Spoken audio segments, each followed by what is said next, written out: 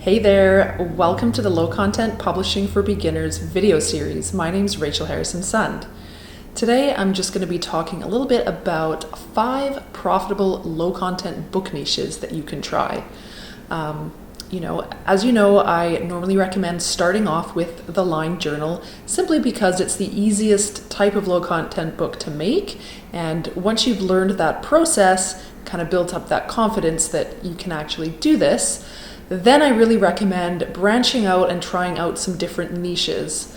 I do know a couple of people that have managed to build 6-figure businesses publishing just line journals, but I think for the majority of us, we really do need to branch out into these other areas in order to start making some really great sales. You know, there are a lot of line journals up on Amazon now. And it's no surprise, like I said, they're the easiest to create. So where that barrier to entry is the lowest, you're going to get the most saturation and competition. So if you want to stay competitive, definitely recommend trying out some of these other niches that I'm going to share with you right now. So the first one is guest books. Guest books are kind of a great low content book to graduate to from line journals because they are actually similar in a lot of ways. They are, there are a lot of lined pages, just like in the line journals, but you might just want to add in a few additional things. So, most of us have seen a guest book. You've got usually name, maybe where that person's from, whatever their comments are. They're a little bit more complex than a line journal, but they're not too much more complex. So it might be kind of a nice stepping stone after the line journals. So the main thing to think about with the guest books and with everything that I'm going to share with you right now, niche it down as much as you can. So instead of just doing a generic guest book, do one for birthday parties, or maybe niche it down even further. Maybe it's a child's birthday party, or maybe it's someone's 50th birthday party. So really get specific with your niches. Another one is anniversaries. Same thing, you can call out the different anniversaries, like the 25th or the 50th or something like that. Just make it as specific as you can. There's also funerals, retirement parties, just anything that you can think of, some sort of a celebration or a gathering where a guest book might be required, and then just drill down as deeply as you can go. So the second one I want to share, which is also kind of a nice graduation from line journals, is the dot grid journal. So you probably know them as bullet journals, but that is a trademarked phrase. So we never actually want to call these journals bullet journals because you could get into trouble for that. So what I've usually called them is dot grid journal. People will know what that is. But if you're not familiar with what they are, it's basically just page after page of tiny little dots. Just look one up if you're not familiar with it and see what they are. But again, there's not really a lot of content there. It's just page after page of these repeating dots. So those are fairly simple to create, and you can just kind of get creative with the different themes that you use for the covers and whatnot. You could have them geared towards specific groups of people, age groups, interests, that sort of a thing. So again, same with any of these other journals that you're going to be producing. Instead of doing something more generic, try and drill down to a particular audience that you're trying to sell the book to. So the third type of low content book you can try is manuscript paper. And manuscript paper is basically just paper that musicians record their music onto.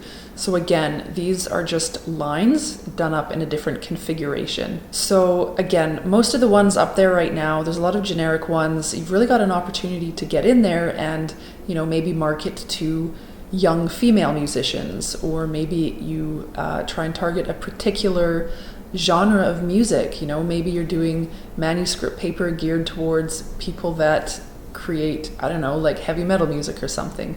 Just be specific. Another type of book is the logbook or the registry. So a logbook could include something like a diet book where people write down what they've eaten for the day. It could be an exercise book. It could be a combination of food and exercise. It could be something like a shooting logbook for hunters. Anything where someone is recording whatever it is that they're doing, either part of their daily routine or some sort of a hobby or an interest. So the possibilities here really are quite endless. There are lots of different hobbies and interests out there that might find some sort of logbook useful in recording these things. So that would definitely be something that you should explore. The final low content book idea that I'll share with you is one where I've personally had the most success, and that is daily planners. Now, these are probably some of the more complex interiors that you can create. I know for myself, it probably would take me about 10 hours to create a full interior. Once I've created that interior file, I can then use it with as many different book covers that I can create, and that's how many books that I will end up generating. So I'll use that one interior file. I might create 5 or 10 or 20 different book covers, and now I've got 5 or 10 or 20 different daily planners that I can use. So those ones take a lot more time to create, but the more complex you go, you'll find the less competition that you have. So that's really what you want your end game to be here. You want to learn the process on some of those easier ones, like the line journals, maybe some manuscript paper, dot grid journal, that sort of thing. And then you really kind of quickly want to get out of those things unless you're finding success. If you're finding success, like I said, some people do with just the line journals. If you're one of those people, I would say just keep at that. But for most of us, once you've learned that process with those easier types of books, then I would definitely try and move on to some of the more complex books that you can create. There are definitely more than the 5 I just shared, but I wanted to share these ones in particular because they're kind of a nice progression from the easier line journal, going all the way to the daily planner, which is, a lot more complex and takes a lot more time to create. So anyways, I hope you've got a few ideas flowing after hearing about those 5 low content book niches. And if you're finding these videos useful, don't forget to hit the subscribe button below. And again, more low content publishing tips at rachelharrisonson.com.